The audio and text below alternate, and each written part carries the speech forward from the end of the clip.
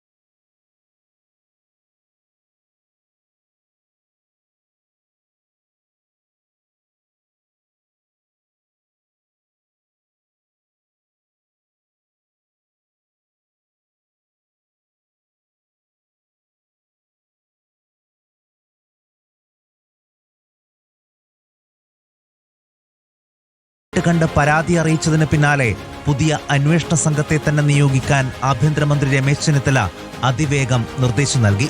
Branch IG Ajitha ബീഗത്തിന്റെ നേതൃത്വത്തിലാകും പ്രത്യേക അന്വേഷണ സംഘം. പോലീസ് അന്വേഷണത്തിൽ വീഴ്ചയുണ്ടെന്ന് കാണിച്ച് കുടുംബം ഹൈക്കോടതിയിലും ഹർജി നൽകിയിട്ടുണ്ട്. അന്വേഷണ പുരോഗതി അറിയിക്കുന്നതിൽ ഉൾപ്പെടെ പോലീസ് അനാസ്ഥയുണ്ടെന്നാണ് കുടുംബത്തിന്റെ വാദം. റിപ്പോർട്ടർ, കണ്ണൂർ.